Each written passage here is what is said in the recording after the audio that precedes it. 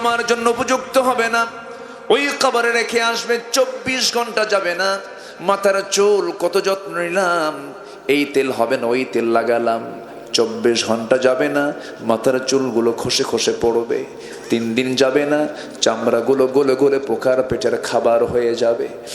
মাত্র 7টা দিন পেটের নারী বুড়ি সব চোখ মুখ কান নাক দিয়ে বের হয়ে যাবে, কিম্ভূত কিমাকার চেহারা হয়ে যাবে। মাত্র 3টা মাস কবর যদি খনন করে দেখা হয়, কয়েকটা হাড় ছাড়া আর আমার কোনো অস্তিত্ব নাই। দিন শেষে বন্ধু কেউ না, দিন শেষে বন্ধু আমার কেবলমাত্র একমাত্র শুধুমাত্র কে? আল্লাহ।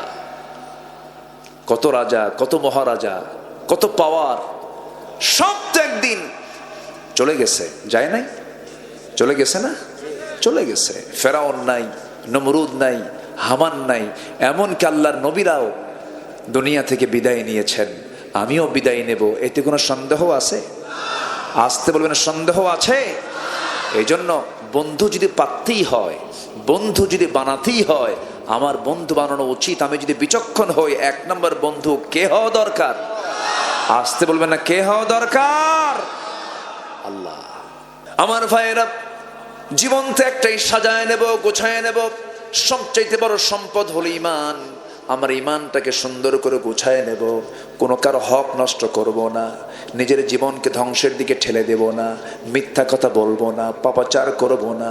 আর যদি এই দুনিয়াতে চলতে হয়, কার নিয়মে চলবো? আসতে বলবেন না, কার নিয়মে চলবো? সূর্য কার নিয়মে চলে? চন্দ্র কার নিয়মে চলে? আকাশ কার নিয়মে চলে? সমুদ্রের ঢেউ কার নিয়মে চলে? নদীর পানি কার নিয়মে চলে? সমস্ত সৃষ্টি আল্লাহর নিয়মে চলে। আমাকে আল্লাহর নিয়মে চলতে হবে। আল্লাহ বলছেন, বান্দারে, আমাকে খুশি করার জন্য তুই যখন আজান শুনবি, আজান শোনার সঙ্গে সঙ্গে দেরি করবি না। তুই মসজিদের দিকে চলে আসবি, ওযু বানাবি, 2টা হাত ধৌত করবি, 2 হাতের সগীরা গুনাহগুলো মাফ করে দেব। মুখমণ্ডল ধৌত করবি, মুখের সগীরা গুনাহগুলো মাফ করে দেব। মাথা মাসে করবি, মাথার সগীরা গুনাহগুলো মাফ করে দেব। 2 পা ধৌত করবি, 2 পার সগীরা গুনাহগুলো মাফ করে দেব।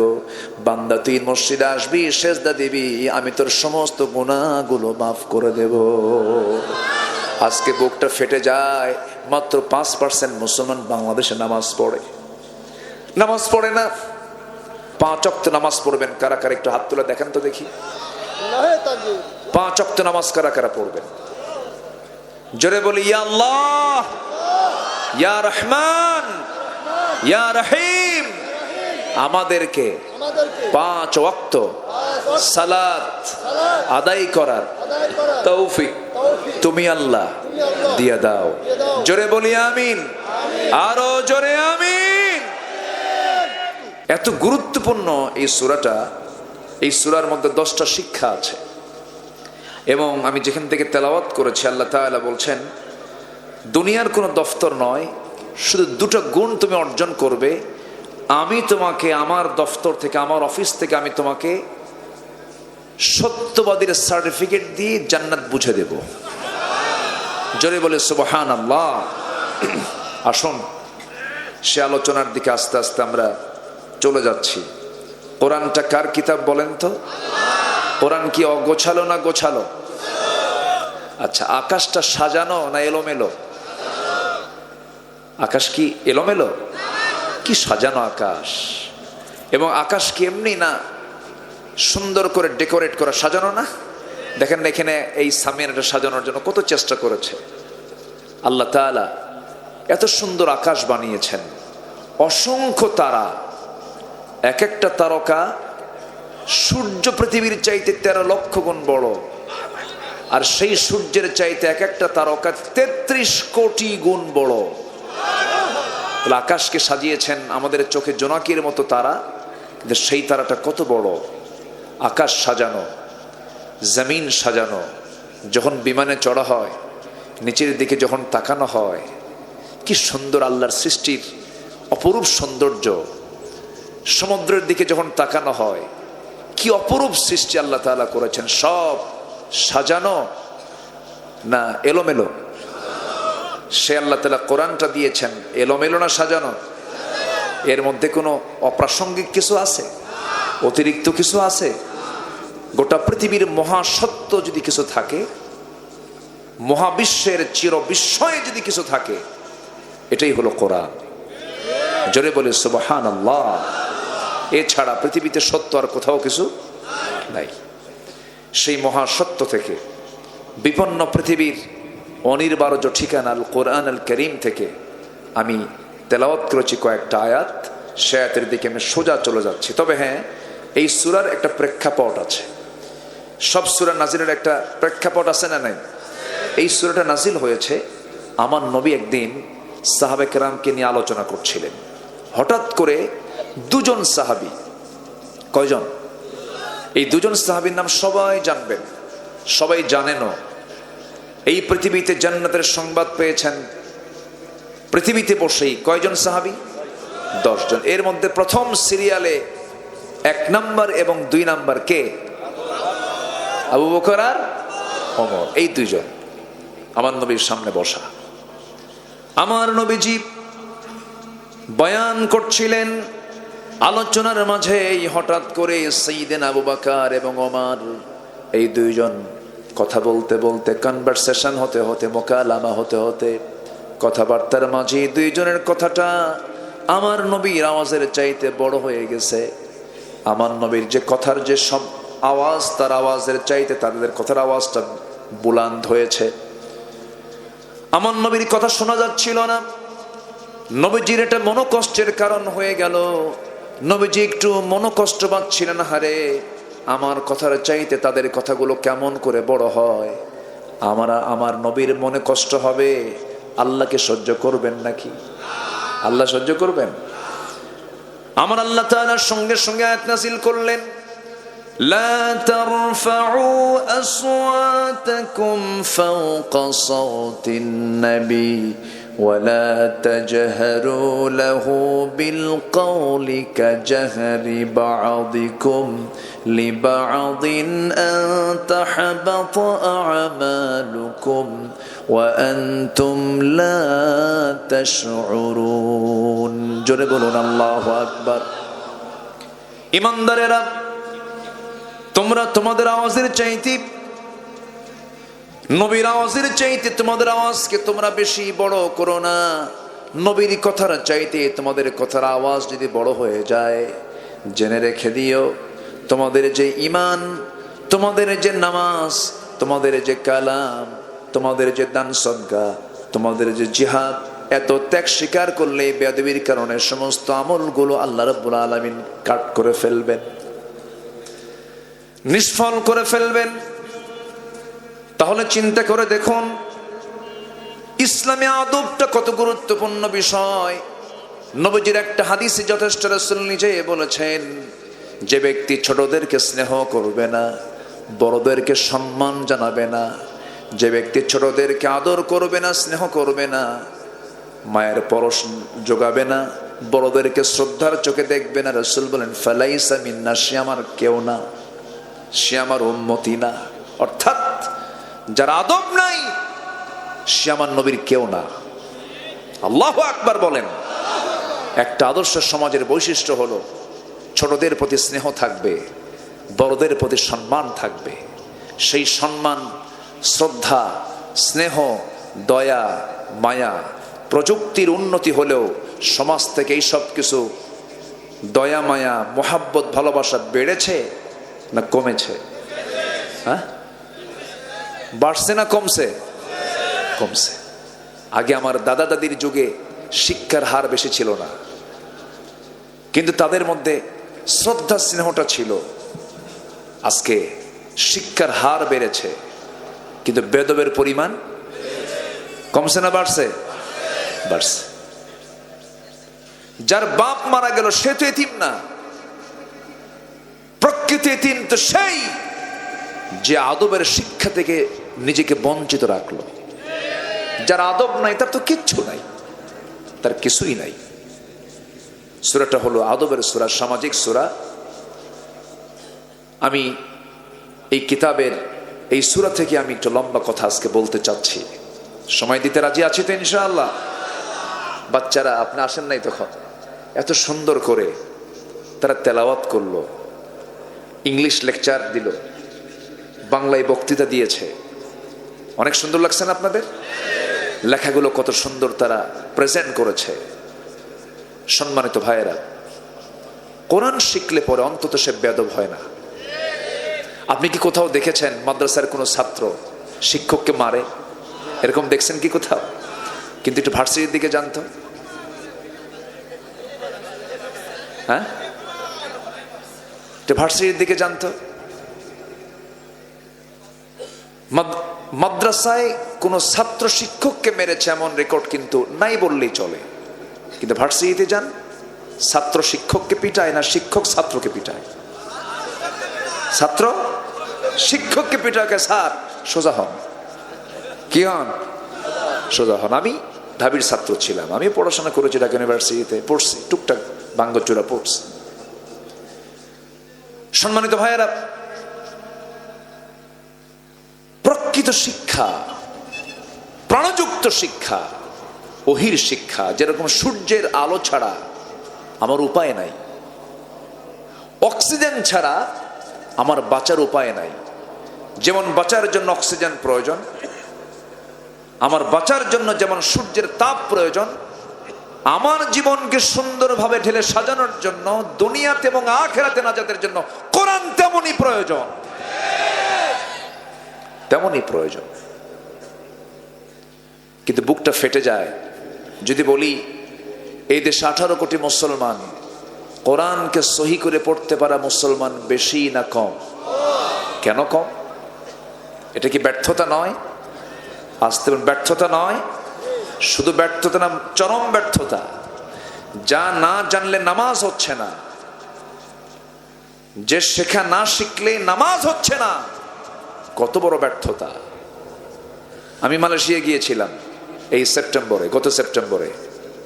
ডক্টর আনোয়ার ইব্রাহিম, মালয়েশিয়ার এখন প্রেজেন্ট প্রধানমন্ত্রী, এক সময় তাকে সমকামিতার অভিযোগ দিয়ে 15-16 বছর জেল খাটিয়েছিলেন প্রাক্তন প্রধানমন্ত্রী ডক্টর মাহাথির মোহাম্মদ।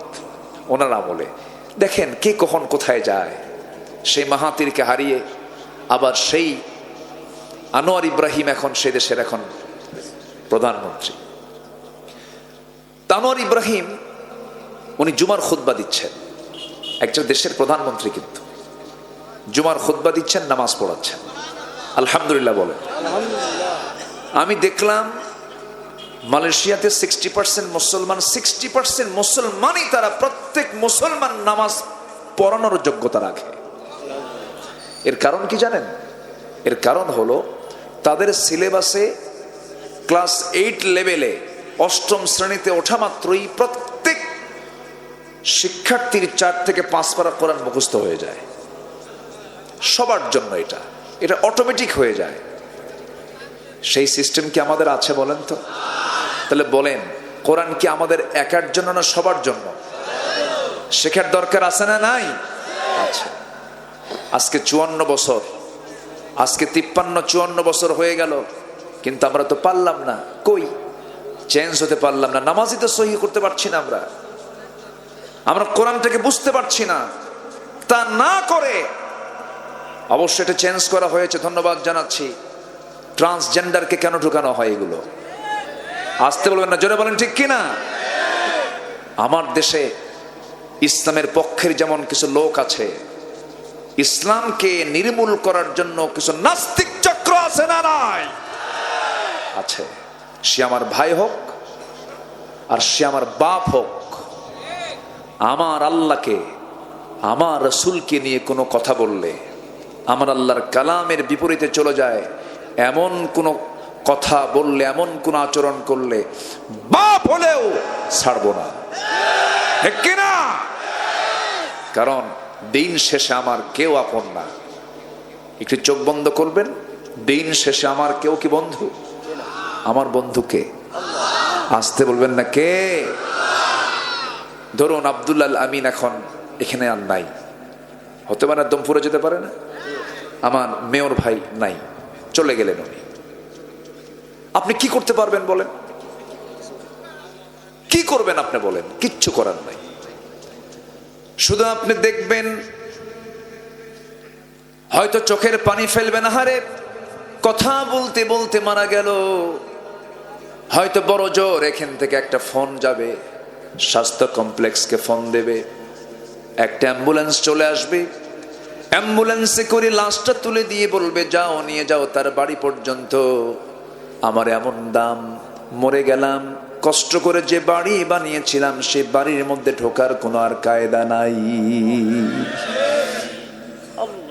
বারান্দাও জায়গা হবে না।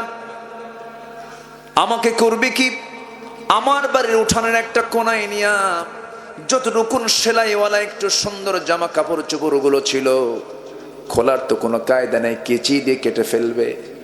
কেচি দিয়ে কেটে ফেলে দিয়া আমার মাথায় বাঁধন, পায়ে বাঁধন দিয়ে দেবে, এমন জামা কাপড় পরায় দেবে যার সেলাই নাই, বুতাম নাই, পকেট নাই, কিচ্ছু নাই।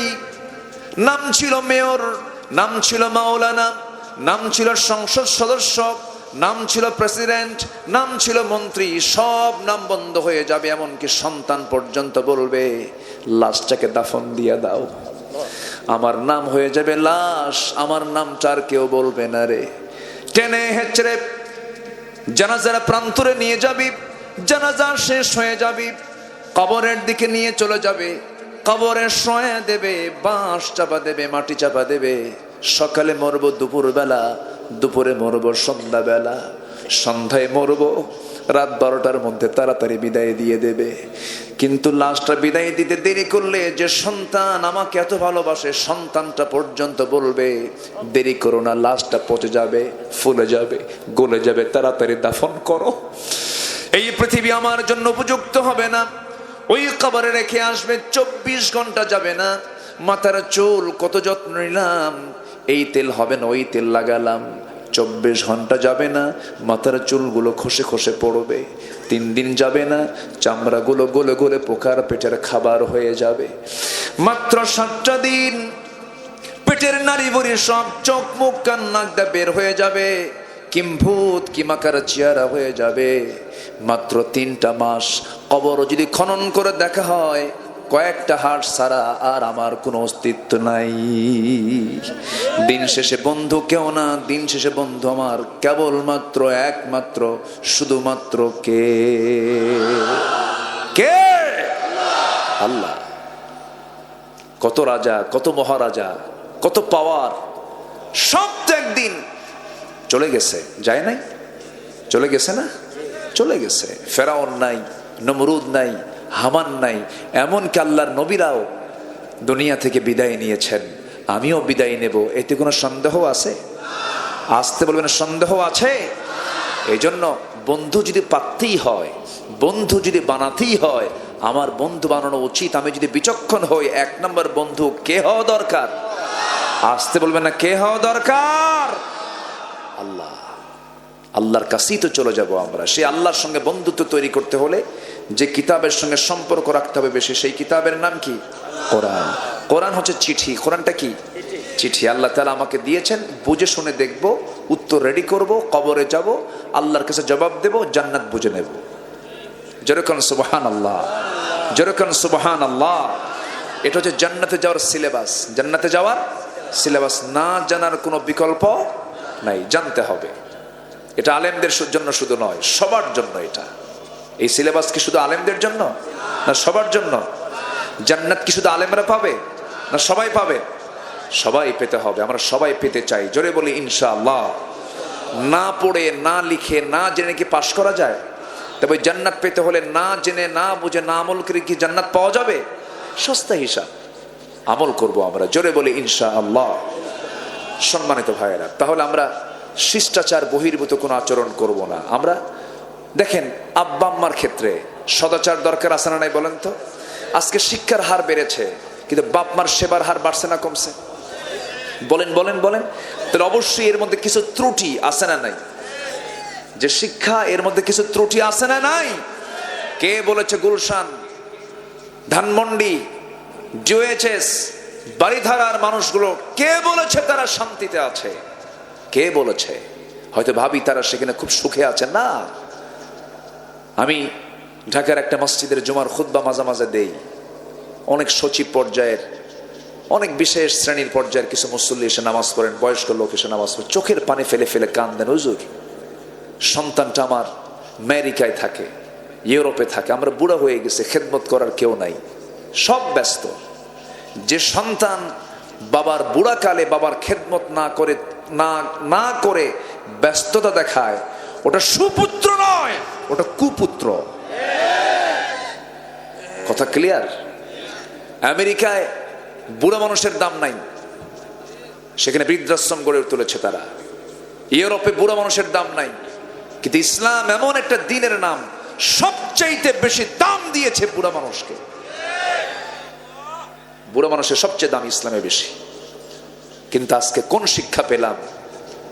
অনেক সন্তান আছে বাপ মাকে বৃদ্ধাশ্রমে রেখে আসে, আছে না? আমি নিজের চোখে দেখেছি, গাজীপুরে কিছু বৃদ্ধাশ্রম গড়ে উঠেছে। এটা আমাদের জন্য লজ্জার কারণ। আল্লাহ তাআলা প্রত্যেক সন্তানকে তার বাপ মাকে দেখতে বলেছেন কোন বয়সে? বাবার, আচ্ছা বাপ মাকে দেখতে হবে বুড়া বয়স, আর বাপ মা দেখছে আমার কোন সময়?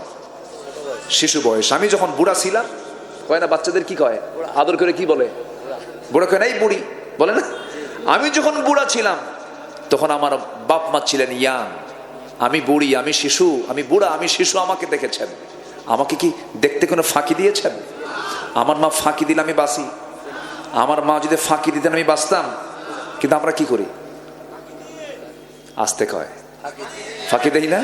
আচ্ছা বলেন তো, মা বড় না বউ বড়? চিন্তা করে কবেন, কিন্তু ভালো করে বলেন, মা বড় না বউ বড়? মাহফিলে মা বড়, বাড়িতে বউ।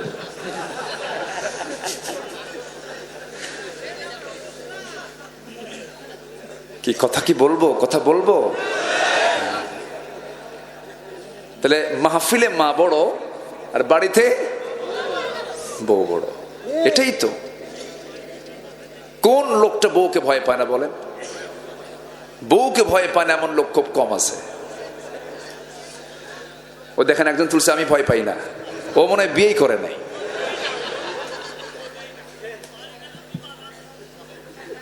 বউ তো ফার্স্ট ক্লাস দারোগা, উপায় নাই। বউকে সাথে নিয়ে যদি আপনি রাস্তায় চলেন, আপনার 100% নিরাপদ, আপনার চোখের কোনো গুনাহ হবে না। বউকে সাথে নিয়ে চলবেন। বউ থাকা অবস্থায় যদি আপনি কোনো নারীর দিকে যদি 30 সেকেন্ড চায় থাকেন, 30 সেকেন্ড, আর এটা যদি আপনার বউ দেখে একবার, হয়তো ওই সময় কিছু বলবে না, সন্ধ্যার পর গিয়ে যখন বলবেন সুইটি এক গ্লাস পানি দাও তো, কোথাও তোমার সুইটি চায় থাকো আরেক দিকে। ঠিক আছে না? স্ত্রী কিন্তু স্বামীর পাহারাদার, স্বামী স্ত্রীর পাহারাদার। কিন্তু সেই স্ত্রী বড় না মা বড়? মাটা কিন্তু বড়। কিন্তু আজকে এমন রেকর্ড আমাদের আছে। আমি গত মাসখানেক আগে আমার পাশে এক চেয়ারম্যান সাহেব বসা, আমি আলোচনা করছিলাম, এমন সময় আমাকে চেয়ারম্যান সাহেব আমাকে কানা কানা বলছেন, হুজুর একটা রিপোর্ট আসলে আমি থাকতে পারছি না। কেন? কিছুক্ষণ আগে আমার ইউনিয়নের একটা লোক, এক ছেলে তার মাকে জবাই করছে। চিন্তা করেন মানুষ কত পাশবিক হলে পরে সন্তান হয়ে মাকে খুন করতে পারে। এমন রেকর্ড আছে না নাই? আসতে বলবেন না, আছে না নাই? কি শিক্ষার অভাব বলেন। আর কার ভয় নাই? ভয়টা হবে কেমন? আল্লাহর ভয়ের জ্ঞান তো জানতে হবে, তাহলেই তো আল্লাহর ভয় আসবে। পরিবেশ থাকতে হবে। আজকে পাপ কাজ করা সহজ না ভালো কাজ করা সহজ? হ্যাঁ, পাপ কাজ করা সহজ। আচ্ছা বিয়ে করা কঠিন না জেনা করা কঠিন? দেখেন যুবকরা কিন্তু ঠিকই বলতেছে। এই ভালো করে কও, বিয়ে করা কঠিন না জেনা করা কঠিন? বিয়ে করা কঠিন, জেনা করা সহজ। 14 ফেব্রুয়ারি চলে গেল, হ্যাঁ গেল না? হ্যাঁ, কি চলছে, কি নোংরামি গুলো, এগুলো কি ইসলাম এলাও করে? ইসলাম এগুলো এলাও করে? করে না। সম্মানিত ভাইয়েরা, মদ্যপান করা কি? আমাদেরকে প্রশাসন থেকে বলা হয় হুজুর মাদক নিয়ে কিছু কথা বলবেন। মদ খাওয়া কি আজকে হারাম না 1500 বছর আগে হারাম? এই হারাম করে দিয়েছেন কে? আসতে বলবেন না, কে করে দিয়েছেন? আল্লাহ। কিয়ামত পর্যন্ত হারাম এটা। কেন মদ হারাম? কি জন্য হারাম? মদ্যপান করলে সে বেয়াদব হয়ে যায়, মদ্যপান করলে সে উগ্র হয়ে যায়, মদ্যপান করলে সে মাতাল হয়ে যায়, মদ্যপায়ী মানুষকে দিয়ে হত্যা করা খুব সহজ হয়ে যায়। রাসূল বলেছেন মদ হলো সমস্ত পাপের মা। জোরে কন নাউযুবিল্লাহ। আল খামরু উম্মুল খাবাইস, মদ হলো সমস্ত পাপের মা। কেন সমস্ত পাপের মা বলা হলো? আমার বন্ধুগণ, একটা উদাহরণ দিলে স্পষ্ট হয়ে যাবে। কোন এক আল্লাহর ওলি কোন একটা নগরে বসবাস করতেন। ওই নগরে একজন বড় খারাপ দুষ্ট চরিত্রের মহিলা বসবাস করত। সে পতিতা নারী, হাজারো পুরুষের জীবন যৌবন নষ্ট করে ফেলেছে ওই নারী। সে মনে মনে একদিন চিন্তা করলো, এই বড় আল্লাহওয়ালাকে আমি টার্গেট করব। টার্গেট করে ফুসলায় তাকে ঘরের মধ্যে তুলে বেকায়দায় ফেলে দিয়ে বলে, শোনো, আমি হলাম এই নগরের সবচেয়ে খারাপ একজন নারী। আমি তোমাকে এমন একটা বেকায়দায় ফেলে দিয়েছি, আমি যদি এখানে একটা চিল্লান মারি তোমার মান সম্মান সব শেষ হয়ে যাবে, নগরবাসী সব এসে তোমার এই দৃশ্য দেখবে। অতএব এই বিপদ থেকে যদি তুমি বাঁচতে চাও, আমি তোমাকে 3টা অপশন দেব। নাম্বার 1 হলো এই যে মদের বোতল, এখান থেকে তোমাকে মদ্যপান করতে হবে। এটাও যদি না করতে চাও, আমার সঙ্গে জিনা করতে হবে 2। নাম্বার 3 হলো তোমাকে করতে হবে এই যে শিশু এখানে বসে আছে, শিশুকে হত্যা করতে হবে। আল্লাহওয়ালা মনে মনে চিন্তা করে, না, খুন তো প্রশ্নই আসে না, কারণ একটা খুন করা মানে ফাকাতালান নাসা জামিআ, সেজন্য গোটা পৃথিবীর সমস্ত মানুষকে শেষ করে ফেললো, হত্যা করে ফেললো একটা মানুষকে মারার জন্য। কোনো ক্রমে এটা করা যাবে না। জিনা তো প্রশ্নই আসে না, জিনা করলে পর ঈমান থাকে না। মদ্যপান এটাও তো হারাম। চিন্তা করতে করতে ভাবতেছে, অন্তত মদের বোতল থেকে এক ঢোক মেরে দিলে অন্তত বিপদ থেকে বাঁচা যাবে। এটাকে দুর্বল মনে করে, এই অপরাধকে ছোট অপরাধ মনে করে যখন আল্লাহর ওলি যখন এক ঢোক মেরে দিয়েছে, তাল না মাতাল? আসতে কয়, মদের ফলাফল কি তাল না মাতাল? মাতাল। আমেরিকা তো সুখ নাই, ওরা সুখ পায় হলো এই যে একটু নেশা টেশা কইরা বেহুশ থাকে 3 দিন, এরপর অফিস যেতে হুশ ফেরে, এরপরে যায় অফিসে আকাম কুকাম করে। আমার বন্ধুগণ, মদের ফলাফল হলো সে মাতাল হয়ে যায়। কোন এক বেচারি মট্টত খায় রাত 3টার দিকে চলে আসছে বাড়িতে, দরজায় নক করছে।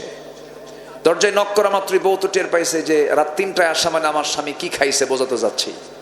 বউ তো জানে যে স্বামীর চরিত্র কেমন। শোনেন, মানুষের কাছ থেকে কোনো চারিত্রিক সনদ নেওয়ার আগে সবার উচিত তার বইয়ের কাছে আগে চারিত্রিক সনদ নেওয়া। প্রত্যেক স্ত্রীর উচিত তার স্বামীর কাছ থেকে চারিত্রিক সনদ নেওয়া। রাসূল বলেছেন, যে তার স্ত্রীর কাছে ভালো সেই বান্দা আল্লাহর কাছে ভালো, যে তার স্বামীর কাছে ভালো সেই বান্দি আল্লাহর কাছে ভালো। কি গঠনমূলক কথা! কারণ চরিত্র 2 প্রকার, একটা হলো পাবলিক আর একটা হচ্ছে পার্সোনাল।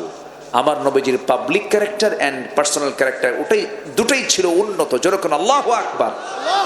এই জন্য আমাদের আদর্শ হচ্ছেন মুহাম্মদ সাল্লাল্লাহু আলাইহি ওয়াসাল্লাম। তো বউ যখন দেখতেছে স্বামী আমাকে ডাক দিচ্ছে, খোলার আর সাহস পায় না, খোলার সাহস পাচ্ছে না। বড় একটা ছেলে তাকে ডাক দিয়ে বলে, বাজান তুই একটু সাথে আয় তো, তোর বাপ আসছে, না জানি কি খায় আসছে, থাপ্পড় মারে কিনা, সাথে চল। দরজার কাছে গিয়ে যখন দাঁড়াইছে, দরজা খুলছে, চোখ লাল টকটকা। মদ্যপানের ফলাফল হলো চোখ দেখলে টের পাওয়া যায় এটা কি খোর, মদখোর। যে বিড়ি খায় তার কি দেখলে টের পাওয়া যায়? ঠোঁট। সে ঠোঁটটা তার আর ন্যাচারাল থাকবে না। বিড়ি খাইলেই ঠোঁট বলে দেবে এটা হচ্ছে পাক্কা বিড়িখোর। ঠিক কিনা কন? আমার দেশে বিড়িখোর লোক তো কম মনে হয়। কম না বেশি বলেন? বেশি। আবার মাহফিলে এসে প্রশ্ন করে, হুজুর বিড়ি খাওয়া কি জায়েজ আছে?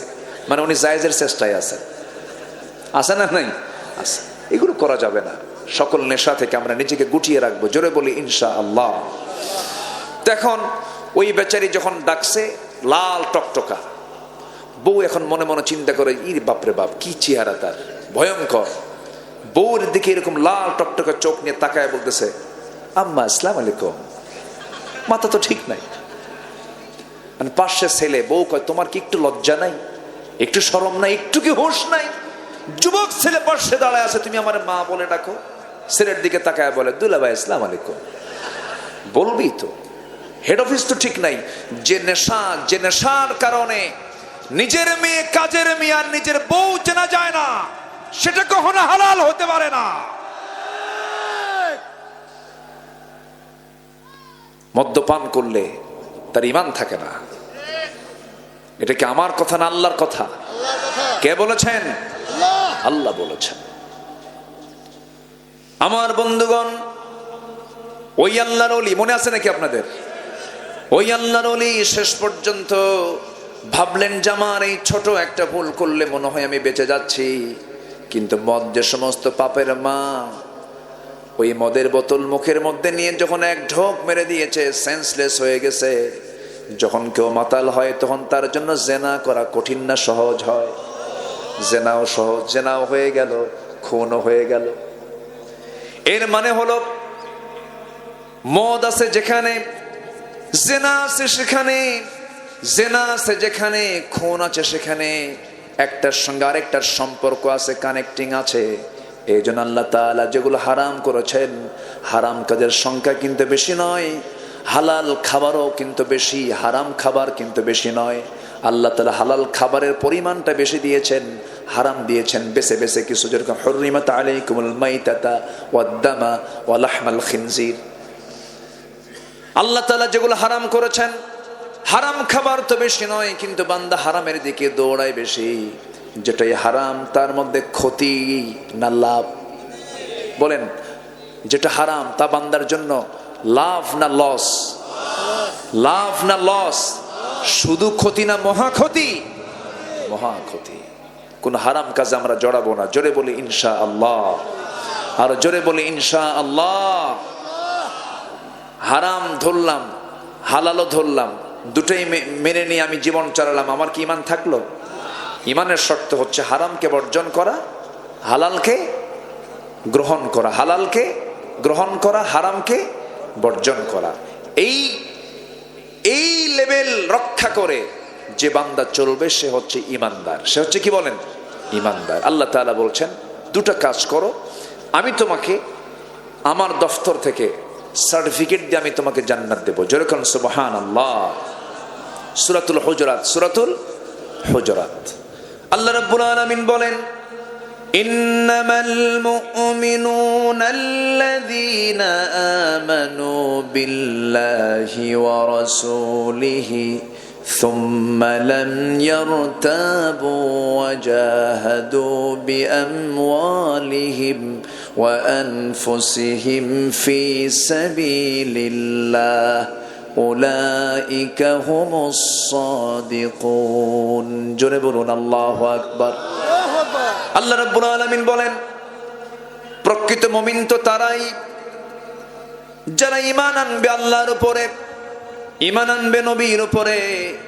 ঈমান আনতে নিয়ে কোনো সন্দেহ করবে না, কোনো সংশয় করবে না। ঈমান আনতে হবে এক নাম্বার কার উপরে বলেন? আসতে বলবেন না, কার উপরে? ঈমান আনা মানে আল্লাহর যে আইন কানুন গুলো আছে, সমস্ত আইন কানুনকে মেনে নেওয়া। একটা আইনকে আপনি যদি না মানেন, একটা আয়াতকে যদি না মানেন, ইভেন একটা হরফকেও যদি না মানেন কোরআনের, আমার ঈমান আছে না গেছে?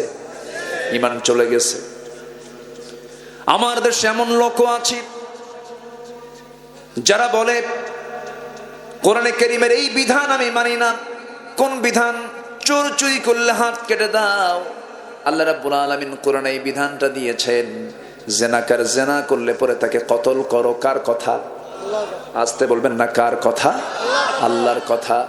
এই যে সুদের ব্যাপারে কথা বলেছেন, জেনার ব্যাপারে কথা বলেছেন, মদের ব্যাপারে কথা বলেছেন কোরআনে কারীমের ভিতরে, এই সমস্ত বিধানকে মানতে চায় না এমন কিছু বদমাইশ আমার দেশে আছে না নাই? আসতে বলবেন না, আছে না নাই? যারা মানবে না, কোরআনের কিছু অংশ মানবে, কিছু অংশ মানবে না, তাদের ঈমান আছে না গেছে? তাদের ঈমান কি থাকতে পারে?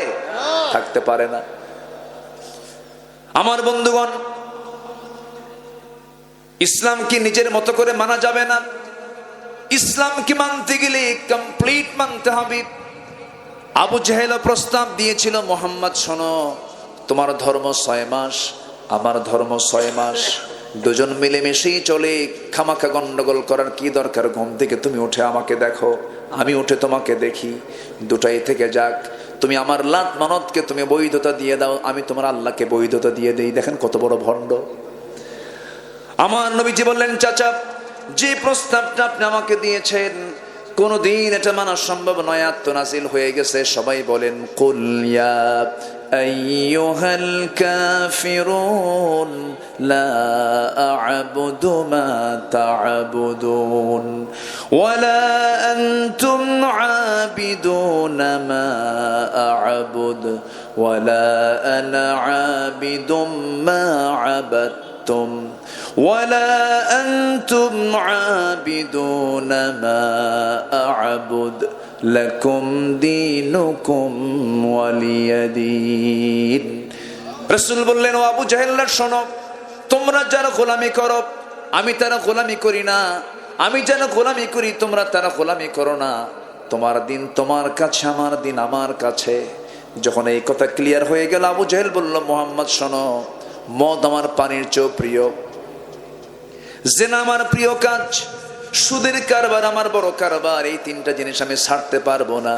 রাসূল বলেন, চুরি করব না, কাউকে চুরি করতে দেব না, জিনা করব না, কাউকে জিনা করতে দেব না, সুদ খাবো না, কাউকে সুদ খেতে দেব না।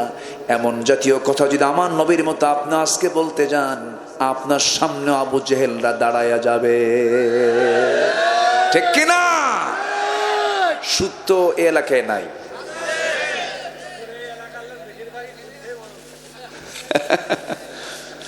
এই এলাকার ভাষাটা খুব সুন্দর লাগে আমার কাছে। ঝিনাইদহ, চুয়াডাঙ্গা, মেহেরপুর, আপনারা এত সুন্দর ভাগ্যবান মানুষ। আপনারা এই এলাকায় জন্ম হওয়ার কারণে একটা জিনিস সবচেয়ে বেশি খাঁটি পেয়েছেন, সেটা হলো ভাষাটা পেয়েছেন খাঁটি ভাষা। বলি আলহামদুলিল্লাহ। আর জন্ম যদি নোয়াখালী হইতো, পানি আর হইতো না, পানি হইতো আনি। আল্লাহ পাক হয় নাকি আল্লাহ ফাক?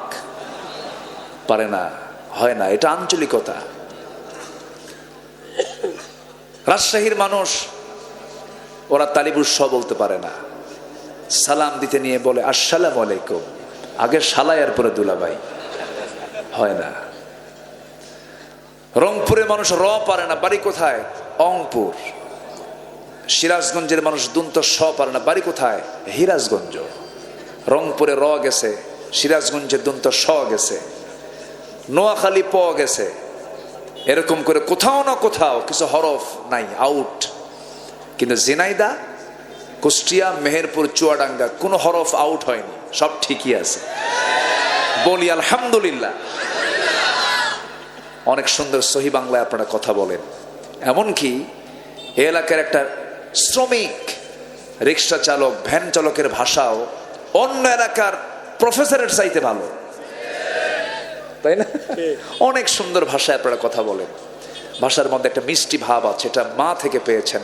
এটা বড় একটা পাওয়া, কিন্তু এটা বড় একটা প্রাপ্তি। আমাদের বহু শিক্ষিত মানুষ সিলেট, চিটাগাং, যখন এত এডুকেটেড তারা, কিন্তু তাদের আঞ্চলিকতা ছাড়তে পারেন নাই। কথা বলতে নিয়ে বোঝা যায় না, কিন্তু এটা আপনাদের মধ্যে নাই। আলহামদুলিল্লাহ বললেন না আপনারা?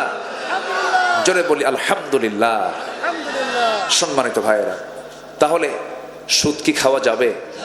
আমি কি একটু এই লাইনে যাব, একটু যাব নাকি দৌড় মারবেন আবার? হ্যাঁ, এরকম কিছু মনে করতেছেন নাকি? সুদ খাওয়া কি বলেন? আরো জোরে বলেন। সুদ খাওয়া মানে কি জানেন? নিজের মার সঙ্গে জেনা করা।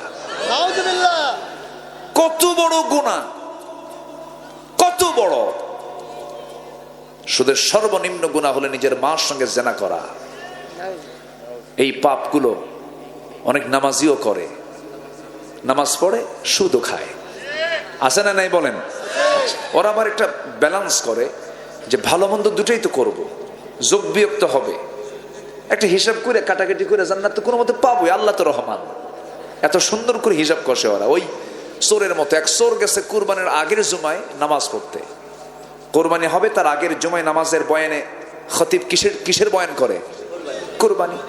কোরবানির এমন একটা বয়ান দিয়েছে খতিব সাহেব, চোর তো একদম অস্থির হয়ে গেছে, যেমন করে হোক আমার কোরবানি দিতে হবে। করছে কি? চুরি করে গরু আনছে। চুরি করে গরু আনতে নিয়ে ফজরের সময় মসজিদের সামনে দিয়ে আসতেছে, ইমাম সাহেব সামনে দাঁড়ায় গেছে, ওযু করবেন। কি ব্যাপার, তুমি এত রাতে হাতে গরু? হুজুর আপনার জন্যই তো। আমার জন্য মানে? আপনার খুতবা শুনে আমি অস্থির হয়ে গেছি, কোরবানি দিতেই হবে আমার। তো পাইছো কে গরু? হুজুর চুরি করে আনছে। চুরি করে আনছো, কোরবানি দিবা? আমি কেটে বলছি, আপনি বলেন নাই, কিন্তু আমি একটু হিসাব মিলাইছি। কি হিসাব করছো? দেখেন, প্রত্যেকটা পশমে পশমে একটা করে নাকি কোরবানি দিলে প্রাণীর, আর আমার চুরি করার গুনাহ মাত্র একটা।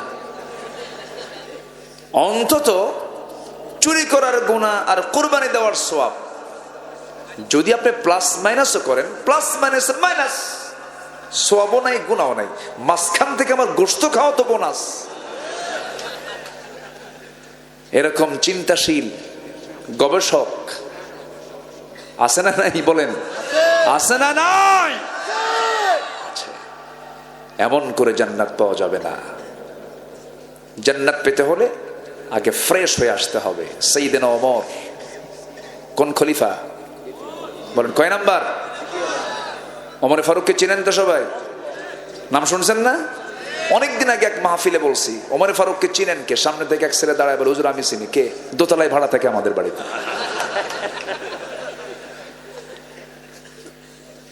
সাইয়েদনা ওমর ফারুক রাদিয়াল্লাহু তাআলা আনহু, তিনি 40টা রাষ্ট্র চালান। কয়টা? রোম, এই যে ইতালির রোম, পারস্য, তার নাম শুনলে থরথর করে কাঁপতো। ওমর দাপুটে নেতা ছিলেন, কাউকে পরোয়া করতেন না, কে ছাড়া? মহাত্মা গান্ধী বলেছেন, ভারতের ঊনবিংশ শতাব্দীর, এই ঊনবিংশ শতাব্দীতে ওনার আমলে বলেছেন, অশান্ত পৃথিবীকে শান্ত করার জন্য মুসলমানদের ওমরের মতো একটা শাসক দরকার।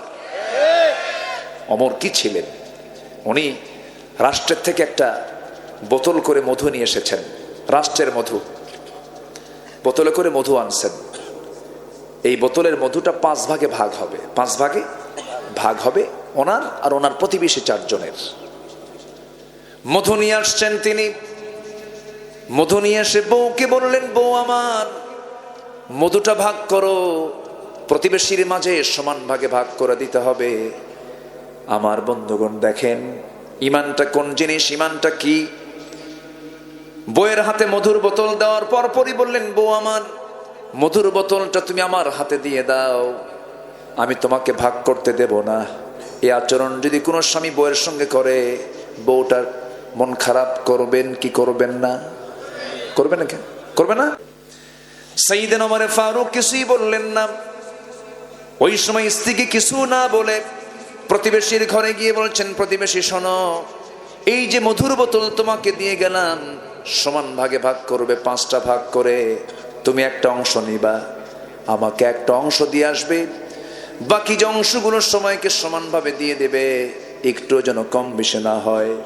সাইয়েদনা ওমরের ভাগে যখন মধুর বোতলটা দিয়ে গেছে, প্রতিবেশী মধুর বোতলটা নিয়া বউয়ের সামনে দাঁড়িয়ে বলে, স্ত্রী আমার, আল্লাহর কসম করে বলি, আমি তোমাকে সন্দেহ করি নাই, আই ট্রাস্ট ইউ কমপ্লিটলি, আমি তোমাকে পরিপূর্ণরূপেই বিশ্বাস করেছি, কিন্তু আমি তোমার হাতে বোতল দেওয়ার পরপরই আমার মাথায় একটা চিন্তা এসেছে, আমি যে তোমাকে ভাগ করতে দিচ্ছি, তুমি সমান ভাগে ভাগ করবে, এটাও ঠিক, কিন্তু তুমি ভাগ করতে নিয়া তোমার যে হাতের ব্যবহার হবে, তুমি যে হাত দিয়ে 5টা ভাগ করতে যাবে, অন্তত সমান ভাগে ভাগ হলেও কিছু মধু তো তোমার হাতে লেগে যাবে, যেহেতু তরল জিনিস, এটা 1 ফোঁটা হোক, 2 ফোঁটা হোক, 3 ফোঁটা হোক, এই 2 ফোঁটা 3 ফোঁটা মধু আমাদের ভাগে বেশি আসুক, এটা চাই নাই মনে করে মধু ভাগের দায়িত্ব আমি প্রতিবেশীকে দিয়েছি।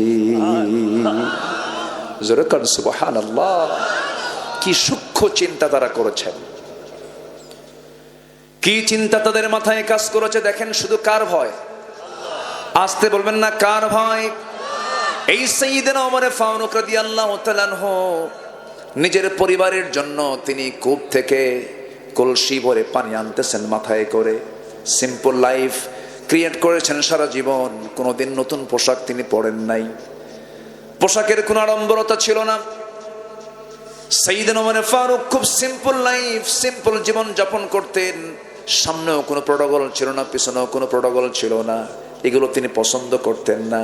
তিনি বলতেন, শোনো, কোনো মানুষের প্রয়োজন নাই, আমি একমাত্র ভয় করি আমি আমার আল্লাহ তাআলাকে। ভৃত্য নিয়ে যাচ্ছেন তিনি, ভৃত্য তার উটের লাগাম ধরেছে, জেরুজালেমের দিকে রওনা দিয়েছেন। কে না জানেন ইতিহাসগুলো, বলছেন, ভৃত্য তুমি এখন উটের পিঠে চড়ো, আমি এখন লাগামটা ধরি। ভৃত্য বলে, না না, আপনি খলিফাতুল মুসলিমিন, এটা কেমন করে হয়? না রে না, তোমার কষ্ট হবে, আমার কষ্ট হবে না কেন? সমান ভাগে ভাগ করে নেব কষ্টটা। তুমি আমার উটের পিঠে চড়ো, আমি তোমার উটের লাগাম ধরে তোমাকে কিছু দূরে টেনে নিয়ে যাই। এরকম করে দুজন, একবার উটের পিঠে একজন ওঠে, আরেকজন লাগাম ধরে, আরেকজন উটের পিঠে ওঠে, আরেকজন লাগাম ধরে। এইরকম করে করে রাস্তা অতিক্রম করতে করতে যখন জেরুজালেমে গিয়ে পৌঁছেছেন, ওই সময় ওই দেশের মেহমান, ওই দেশের লোকজন মেহমানকে বরণ করতে নিয়ে ওই সময় উটের পিঠে বসা ছিল হলো ভৃত্য, আর লাগামটা ধরেছিলেন খলিফা ওমর ফারুক। সবাই ভৃত্যকে সম্মান জানাচ্ছে। ভৃত্য বলে, আমি তো ওমর নই, ওই যে লাগাম ধরে আছে ওই লোকটা ওমর। যেরকম সুবহানাল্লাহ, সম্মতা কি ছিলেন মানুষ। কোন এক রাতের আধারে তিনি বের হলেন ঘর থেকে, প্রতিবেশীর ঘর থেকে কান্নার আওয়াজ। প্রতিবেশী কান্দে কেন? কি হয়েছে? ছোট্ট ছোট্ট বাচ্চারা কান্দে কেন? মাকে প্রশ্ন করছেন, ও সন্তানগুলোর মা, তোমার বাচ্চাগুলো কাঁদে, তুমি কেমন মা বাচ্চাদের কান্না থামাতে পারো না? আমি তো বিধবা নারী, আমার স্বামী মারা গেছে, সন্তানগুলো না খাওয়া খাবার নাই। সাইয়েদনা ওমর ফারুক চলে আসলেন, আটার বস্তা নিজের পিঠে বহন করে নিজের দায়িত্বে তিনি পৌঁছায় দিয়ে বলেন, ও মহিলা শোনো, যখন এই আটার বস্তা ফুরে যাবে আমি ওমর আমাকে বলবে, নিজের পিঠে বহন করে আমি তোমার ঘরে আবার দিয়ে যাব। যেরকম সুবহানাল্লাহ। সাইয়েদনা ওমর ফারুক কলসি ভরা পানি নিয়ে আসতেছেন। একজন এসে প্রশ্ন করতে নিচ্ছে, ওমর আমার একটা প্রশ্ন আছে, ফয়সালা দিতে হবে। তিনি বলেন, কি প্রশ্ন বলো? মাথায় কলসি রাখলে কি কথা বলা যায় নাকি? আপনি নিচে রাখেন, মাটিতে রেখে দেন। সাইয়েদনা ওমর ফারুক করলেন কি, মাথার কলসি মাটিতে না রেখে তিনি হাঁটুতে রেখে বলছেন, কি প্রশ্ন বলো? এবার প্রশ্ন করে বলছে, এবার তো কষ্ট আরো বেড়ে গেল, আপনি হাঁটুতে রেখলে তো আরো কষ্ট বেশি হবে, মাটিতেই রেখে দেন। না, মাটিতে রাখবো না আমি, কারণ আছে। কি সমস্যা বলেন? সাইয়েদনা ওমর ফারুক বললেন, কলসির তলা হলো ভিজা, জমিন হলো শুকনা। এই শুকনা জমিনে যদি আমি ভেজা কলসির তলা যদি রেখে দিয়ে দেই, এই শুকনা জমিনের মাটিটা কলসির তলে লেগে যাবে। এতটুকুন মাটি আমি যদি নিয়ে যাই, কিয়ামতের দিন এই জমিওয়ালা আমার বিরুদ্ধে মামলা দেবে। যেরকম সুবহানাল্লাহ। এটার নাম ঈমান। এটার নাম কি বলেন? ঈমান। সাইয়েদনা ওমর ফারুক বলেন, ও বিশ্ববাসী, ও আমার দেশের জনগণ, তোমার শুধু মানুষ, আমি ভয় পাই একটা জন্তুর ব্যাপারেও। ফোরাত নদীর তীরে একটা কুকুর যদি অনাহারে মারা যায়, ইরাকের রাস্তা খারাপের কারণে, বাগদাদের রাস্তা খারাপের কারণে একটা উট যদি তার গর্তের মধ্যে পা পড়ে, উটের পা যদি ভেঙে যায়, উটের পা কেন ভাঙলো আর কুকুর কেন আনহারে মারা গেল, কিয়ামতের দিন আল্লাহর সামনে আমার এই কুকুরের উটের জন্য জবাবদিহি করা লাগবে। যেরকম আল্লাহু আকবার। এটার নাম ঈমান। এটার নাম কি বলেন? দায়িত্ব যার যত বেশি, জবাবদিহিতা তত বেশি। কর্মীর জবাব বেশি না নেতার জবাব বেশি? বলেন বলেন বলেন বলেন। ইমামের দায়িত্ব বেশি না মুসল্লির দায়িত্ব বেশি? জবাব দিতে হবে সবচেয়ে বেশি কাকে? ইমামকে। সাইয়েদনা ওমর ফারুক রাদিয়াল্লাহু আনহু মাঝে মাঝে অস্থির হয়ে যেতেন, পাগলের মতো হয়ে যেতেন। যেদিন তিনি ক্ষমতা পান, সেই দিন থেকে নিয়ে মৃত্যুর দিন পর্যন্ত কোনো রাত তিনি ঘুমাতে পারেন নাই। ঘুমান নাই, ঘুমাবেন কেমনে? তিনি শুকায় শুকায় যান। বলা হলো, ওমর দায়িত্ব পাওয়ার পর থেকে আপনি শুকায় যান কেন? তিনি বলছেন, শোনো, তোমরা আমাকে জোর করে ক্ষমতায় বসায় দিছো, এই দায়িত্ব আমাকে স্বাস্থ্যহীন বানায় দিয়েছে। যেরকম আল্লাহু আকবার। আমার ভাইয়েরা, জীবন তো একটাই, সাজায় নেব, গোছায় নেব, সবচাইতে বড় সম্পদ হলো ঈমান। আমার ঈমানটাকে সুন্দর করে গুছায় নেব, কোনো কারো হক নষ্ট করব না, নিজের জীবনকে ধ্বংসের দিকে ঠেলে দেব না, মিথ্যা কথা বলবো না, পাপাচার করব না। আর যদি এই দুনিয়াতে চলতে হয়, কার নিয়মে চলবো? আসতে বলবেন না, কার নিয়মে চলবো? সূর্য কার নিয়মে চলে? চন্দ্র কার নিয়মে চলে? আকাশ কার নিয়মে চলে? সমুদ্রের ঢেউ কার নিয়মে চলে? নদীর পানি কার নিয়মে চলে? সমস্ত সৃষ্টি আল্লাহর নিয়মে চলে। আমাকে আল্লাহর নিয়মে চলতে হবে। আল্লাহ বলছেন, বান্দারে, আমাকে খুশি করার জন্য তুই যখন আজান শুনবি, আজান শোনার সঙ্গে সঙ্গে দেরি করবি না। তুই মসজিদের দিকে চলে আসবি, ওযু বানাবি, দুইটা হাত ধৌত করবি, দুই হাতের সগীরা গুনাহগুলো মাফ করে দেব। মুখমণ্ডল ধৌত করবি, মুখের সগীরা গুনাহগুলো মাফ করে দেব। মাথা মাসে করবি, মাথার সগীরা গুনাহগুলো মাফ করে দেব। দুই পা ধৌত করবি, দুই পার সগীরা গুনাহগুলো মাফ করে দেব। বান্দা, তুই মসজিদে আসবি, সেজদা দিবি, আমি তোর সমস্ত গুনাহগুলো মাফ করে দেব। আজকে বুকটা ফেটে যায়, মাত্র 5% মুসলমান বাংলাদেশে নামাজ পড়ে না। আমি আজকে একটা ওয়াদা নিতে চাই। সেই ওয়াদা হলো, এই গোবরাপাড়ার এই গ্রামটা হবে আগামী দিন থেকে বেনামাজি মুক্ত গ্রাম। আস্তে বলে কেন? জোরে বলেন ঠিক কিনা? জোরে বলেন ইনশাআল্লাহ। এই গ্রামে কোন বেনামাজি যেন না থাকে। মানে কি, আবার যেন বাইরে পিঠা যে তুলে দিবেন তা না। টার্গেট করবেন, কে নামাজ পড়ে না তাকে টার্গেট করতে হবে, প্রতিবেশীকে মাথায় রাখতে হবে, বলতে হবে, দাওয়াত দিতে হবে বেহায়ার মতো। দাওয়াত দিতে হবে কিসের মতো? বেহায়ার মতো। যে বেহায়ার মতো দাওয়াত দিতে পারবে, তার দাওয়াতটাই কাজে লাগবে। আল্লাহু আকবার বলে। দাওয়াত দিতে নিয়ে কোনো হায়ার চিন্তা করা যাবে না। আমারে কি কইলো, আমারে কি বললো, এটা বলা যাবে না। দাওয়াত দিতে হবে, বউকে বলতে হবে, মেয়েকে বলতে হবে, ছেলেকে বলতে হবে, বাবা একই বিল্ডিং এ থাকি, একই ঘরে থাকি, একসঙ্গে টেবিলে খাই, একসঙ্গে জান্নাত যাবা না? একসঙ্গে জান্নাতে থাকবো না? খেয়ে থাকবো, নামাজ না পড়লে জান্নাত পাবা? একসঙ্গে জান্নাতে যাব, দুনিয়াতে একসঙ্গে ছিলাম, একসঙ্গে জান্নাতে চলে যাব। এরকম করে আমরা নার্সিং করব। জোরে বলি ইনশাআল্লাহ। বাইরে জঙ্গল বানাতে পরিশ্রম নাই, কিন্তু একটা বাগান যদি আপনি তৈরি করতে যান, পরিশ্রম আছে না নাই? পরিশ্রম করতে হবে। নামাজ আমরা পড়বো কয় ওয়াক্ত? ঈমান মজবুত হবে নামাজ বাদ দিয়া। আর আমার দেশে কিছু লোক আছে, হুজুর আগে আমার ঈমান ঠিক করি, আছে না? এরকম আছে না? আগে ঈমান ঠিক করি। ঈমান ঠিক হবে নামাজ দিয়া। 5 ওয়াক্ত নামাজ পড়বেন কারা কারা? একটু হাত তুলে দেখেন তো দেখি। 5 ওয়াক্ত নামাজ কারা কারা পড়বেন? জোরে বলি ইয়া আল্লাহ, ইয়া রহমান, ইয়া রহিম। আমাদেরকে 5 ওয়াক্ত সালাত আদায় করার তৌফিক তুমি আল্লাহ দিয়ে দাও। জোরে বলি আমিন, আরো জোরে আমিন। নামাজ মানে কি জানেন? আল্লাহ বলেন, বান্দা তুই আমার রহমতের আওতায় চলে আসলি, বরকতের আওতায় চলে আসলি। আমার ভাইজান তো আমি ভাবছিলাম উনি অনেক আগে চলে যাবেন, এখন আমরা একসঙ্গে দোয়া করে যাব। উনি রাজি হয়ে গেছেন। বলি আলহামদুলিল্লাহ, জোরে বলি আলহামদুলিল্লাহ।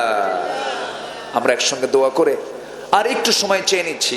আর একটা পয়েন্ট আছে তো, বলি কোনো আপত্তি নাই তো? কত রাত তো কত দিকে চলে যায় না? কত সময় চলে যায় জানেন? এখানে বসে থাকার সওয়াবটা কত? অনেক সওয়াব। একটু বসেন। সম্মানিত ভাইয়েরা, ঈমান আনতে হবে 1 নাম্বার কার উপরে?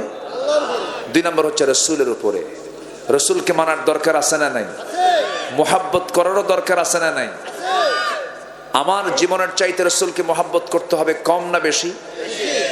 দিনের কোন একটা সময় মাঝে মাঝে চিন্তা করবেন, এটা ভাববেন, মাঝে মাঝে চিন্তা করবেন যে আচ্ছা আব্দুল আমিন, তুই বলো তো, সত্যি করে বলো তো, তুমি কি তোমার জীবনের চাইতে রাসূলকে বেশি ভালোবাসো? আবার বলবেন, আবার বলবেন, আবার বলবেন।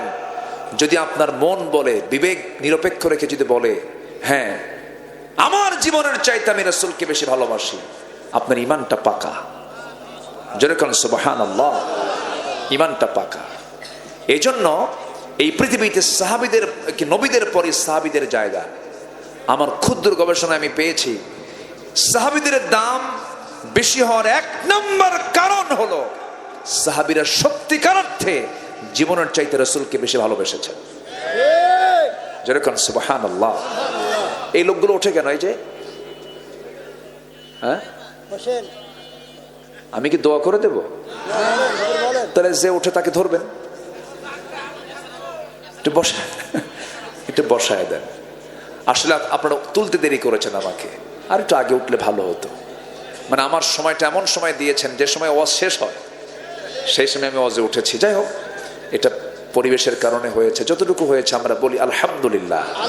শুধু একটা পয়েন্ট আমি বলতে চাই, সেটা হচ্ছে রসুলকে নিয়ে বলছিলাম। আপনি যেখানেই যান আল্লাহকেও পাবেন না আপনার সরাসরি, রসুলকে লাগবে। রসুলের দরকার আছে না নাই বলেন? রসুলকে মানবো আমরা এক জায়গায় না সব জায়গায়?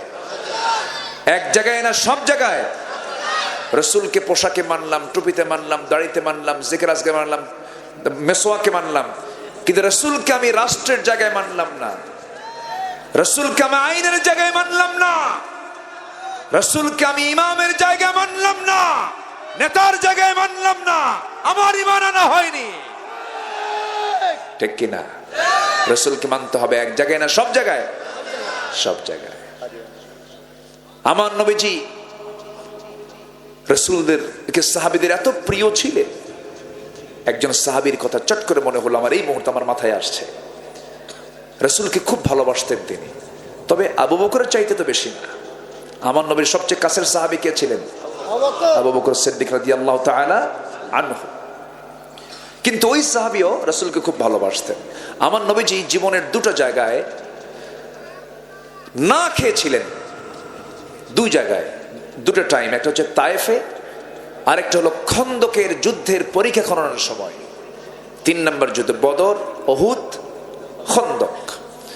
যারা মদিনায় গেছেন, আমি গেলে আমি নবীজির এই সমস্ত জায়গাগুলো দেখি। বদরে যাই, উহুদে যাই, খন্দকে যাই, তায়েফে যাই। বিশেষ করে তায়েফে গেলে হাঁটতে নিয়ে ভাবি, আহারে বিশ্ব নবীর দামি রক্ত দেহের এই কোথায়, কোন জমিনে কোথায় পড়ছে এটা?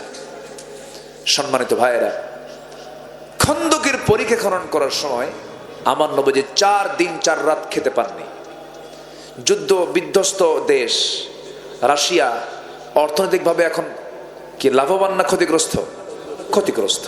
নবীজি মদিনায় কেবল আসছেন, যুদ্ধের পর যুদ্ধ তা লাগায় দিয়েছে ইহুদির বাচ্চারা। সেই ইহুদির বাচ্চারা এখনো আছে না নাই? ওরা এখনো নাটক করছে। ওদের নাটক চলতেই থাকবে, ইমানদারদের পরীক্ষাও চলতেই থাকবে। ঠিক কিনা? ইহুদি কখনো বন্ধু হতে পারে? আমার নবীজি মদিনায় যেতে না যেতেই এই বনু নজির, বনু কুরাইজা, বনু কাইনুকা, ইহুদিরা কুরাইশদের সঙ্গে যোগ সাজস করে যুদ্ধ লেগে দিল। বদর, উহুদ, খন্দক। নবীজির হাতে টাকা পয়সা যা ছিল সব শেষ, সাহাবীরা সব শেষ করে ফেলেছেন। এক একটা সাহাবী, আব্দুর রহমান ইবনে আউফ, তিনি ছিলেন 7,000 কোটি টাকার মালিক। সাইয়েদনা ওসমান ছিলেন 9,000 কোটি টাকার মালিক। সমস্ত টাকা, সমস্ত অর্থ সব আল্লাহর পথে ব্যয় করে দিয়েছে, সব শেষ। এই সাহাবীগুলো না খাওয়া, আমার নবীও না খাওয়া, 4 দিন খেতে পারেননি। রসুল নিজে কোদাল মেরেছেন, রসুল নিজে কোদাল মেরেছেন, কোদাল মেরে মেরে পরীক্ষা খনন করছেন। চুলগুলো সাদা হয়ে গেছে, কাপড়গুলো ময়লা হয়ে গেছে। আমার নবীজি 4 দিন না খাওয়া, কেউ টের পায়নি। রসুল হাসেন, কিন্তু এক সাহাবী দূর থেকে লক্ষ্য করে দেখেন নবীজির পেটের দিকে একটু ফুলা ফুলা। কাছের দিকে এসে দেখেন নবীজির পেটে ক্ষুধার যন্ত্রণা সহ্য করতে না পেরে পাথর বেঁধে রাখছেন। আমার নবীজির পেটে পাথর বাঁধা দেখে সেই সাহাবী নবীর কাছে এসে বলছে, হুজুর আপনি কাউকে বলেন নাই, কাউকে বুঝান নাই, কিন্তু আমি কিন্তু বুঝতে পারছি। কি বুঝলা? কি বুঝলা বলো? হুজুর আপনারা পেটে পাথর বেঁধেছেন। কে তুমি বুঝলা কেমন? হুজুর আমি তো আপনাকে খুব ভালোবাসি, আমি আপনার পেটের দিকে তাকা, আমি বারবার দেখছি হুজুরের পেট ফুলা কেন।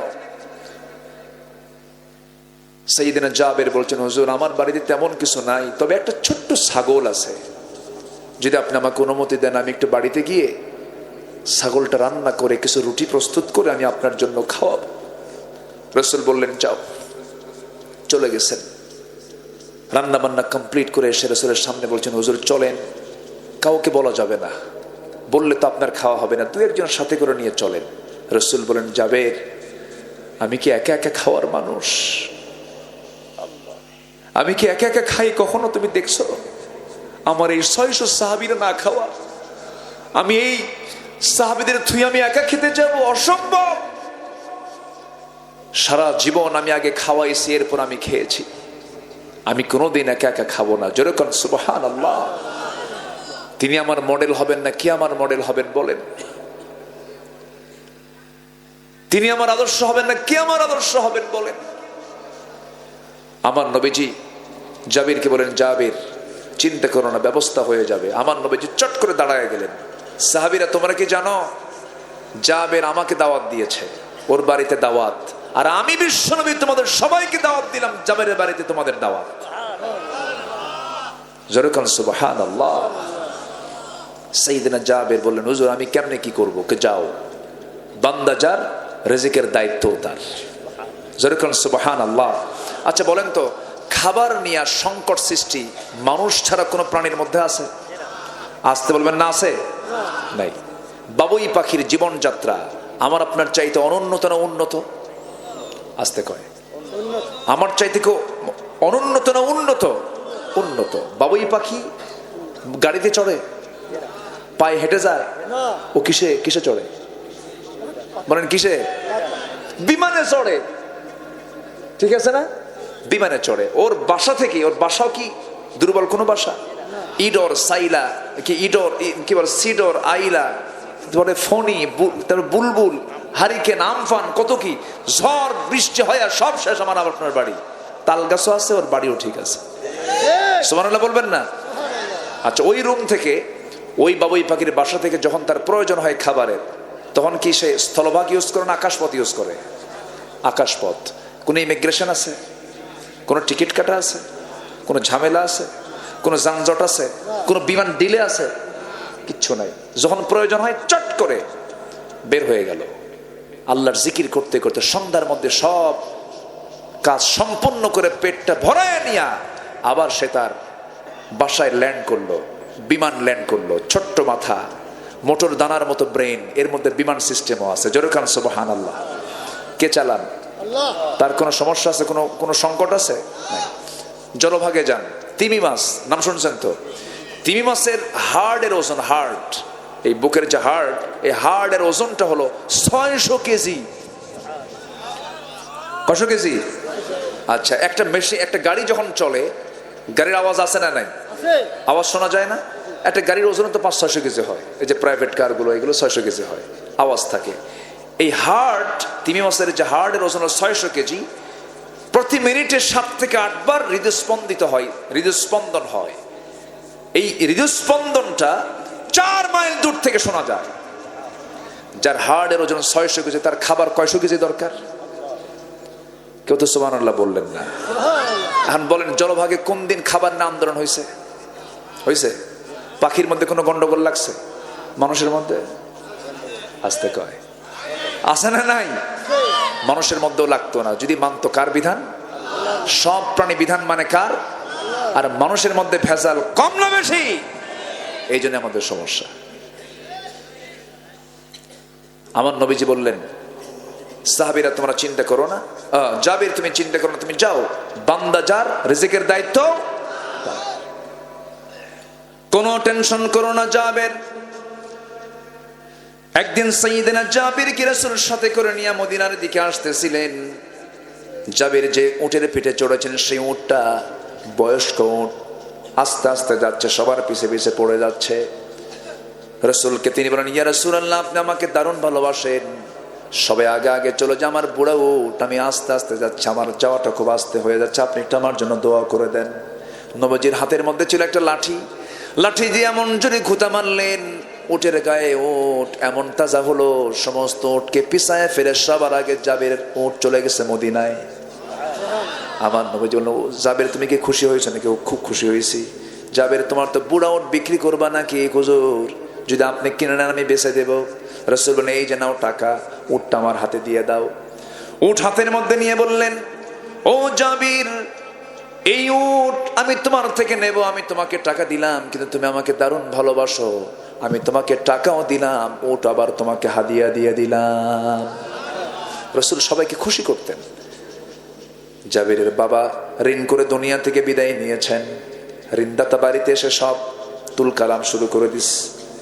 সাইয়েদনা জাবির চট করে নবীর সামনে এসে বলেন, ইয়া রাসূলুল্লাহ, আমার বাবার ঋণ, সব ঋণদাতার আমার বাড়িতে এসে বসে আসছে, আমি কি করব বলেন। রাসূল বলছেন, তোমার কিছুই নাই কিনা? কিছুই নাই। একটা খেজুর বাগান আছে, খেজুর গাছে খেজুর নাই। রাসূল বলেন, আমাকে নিয়ে যাও।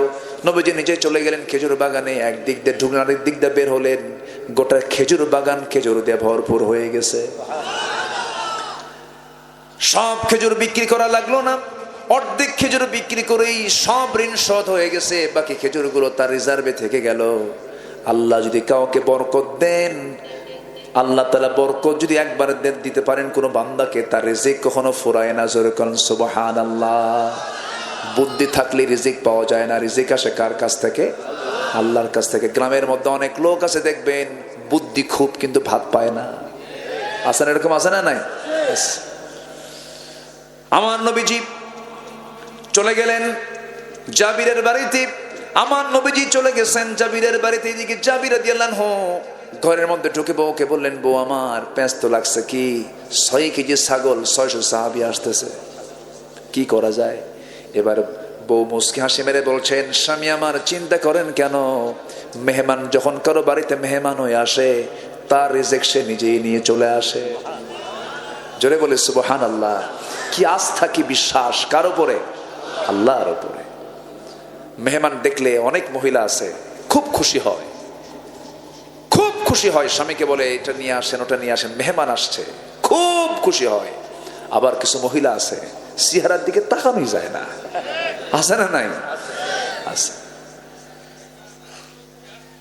নিজের পরিবারকে যদি সমৃদ্ধ রাখতে চান, নিজের পরিবারকে যদি রিজিকে ভরপুর রাখতে চান, মেহমান ছাড়া বাড়ি রাখবেন না।